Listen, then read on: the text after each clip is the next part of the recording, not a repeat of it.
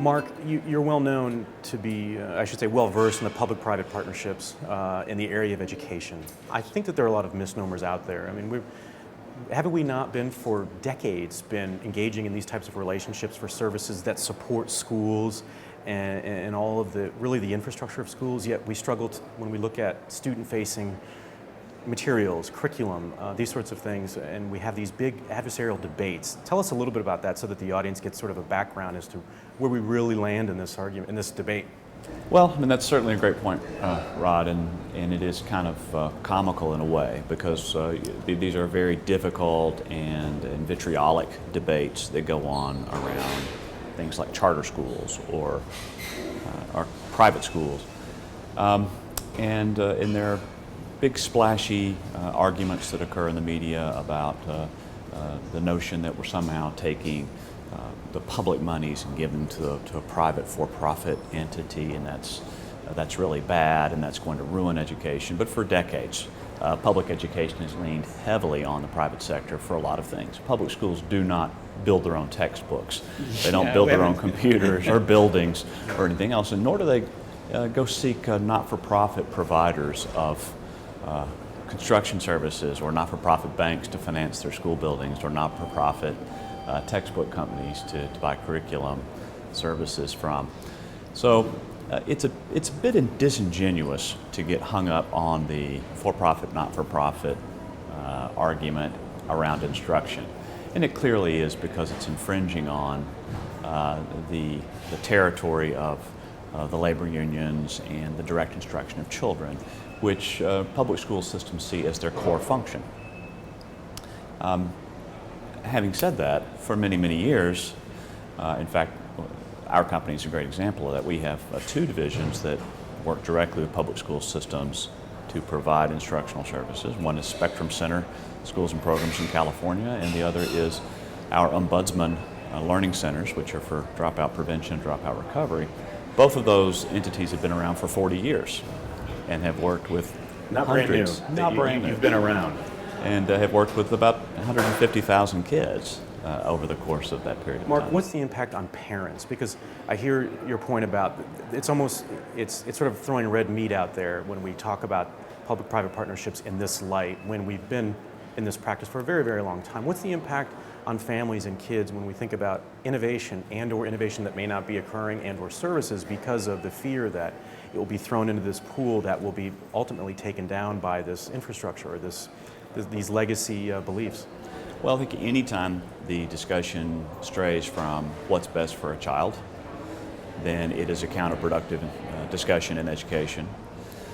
And when families are not accessing the best modalities of treatment or the best instruction for their children, then they're suffering. And at the end of the day, if it's best for kids, then that's really what we should be doing, regardless, again, of who's providing the services or what their legal structure is like. The parents don't care about that. Yeah. They just want what's best for their children. And speaking of that, let's talk a little bit about special needs, because obviously that's something that's near and dear to you and you've put a lot of work into. Tell us about that population and the services that are out there and how we could be doing a better job to provide for not only those children but the families. Well, special education is fascinating to me because it is so rapidly evolving right now. Special education has been with us now for 40 years on a formal basis. It is built on the legal underpinnings of some really important and monumental laws, but those laws were built on the basis of civil rights, and so they were really designed to make sure that kids with disabilities had access to public education. But what's happened over the course of 35 or 40 years is that public schools have become the de facto treatment of choice for a variety of issues, including learning disabilities, behavioral issues, mental health issues.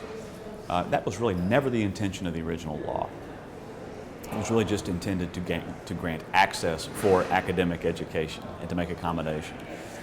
So as the disability world has changed and become much more dynamic, including the diagnosis protocol, right? I mean, we're seeing things now that we put in different buckets years ago. Certainly. Autism is, of course, what's right out in front of everything.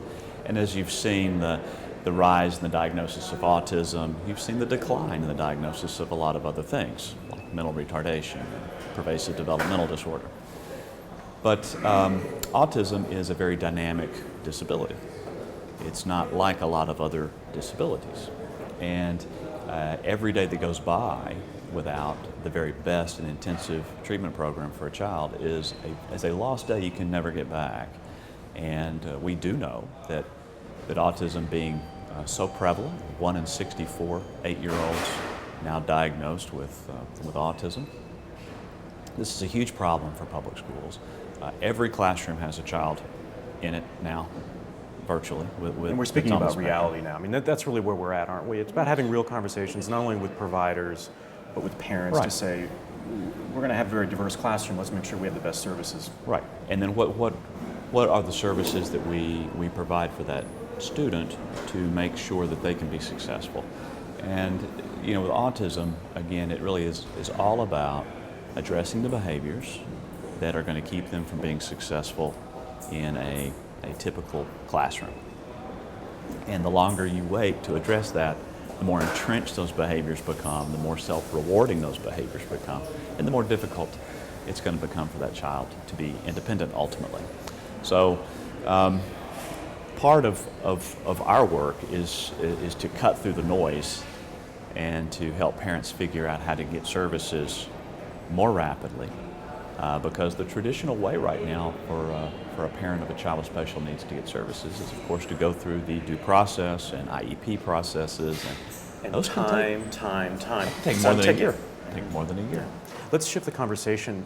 Let's talk a little bit about the investment world in education. Obviously, you've done very well in navigating this from a public-private partnership space, but it's still evolving. I think we mentioned that earlier, in just educating the market on the benefits and the realities. Let's put that in light to the political season that's ramping up, and we have a presidential election coming up next year, and obviously education is going to be very big for a lot of different candidates. I won't ask you directly, but I'll allow you to just sort of share with me your thoughts on whether or not one side or the other wins. How does that bode for the business of education in your eyes, in your experience?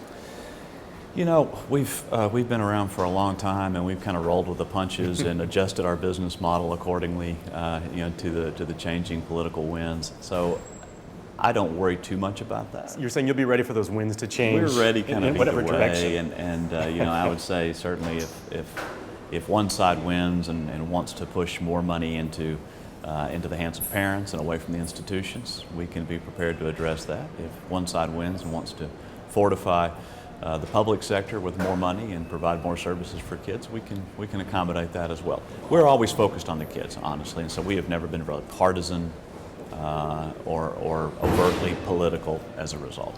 What advice would you have for those that are trying to navigate the PPPs, the public-private partnerships, on either side of the discussion? I mean, what sort of advice would you have if they're coming to the table with their district and or the district's trying to understand? What are some general parameters for a successful partnership? I think it's transparency.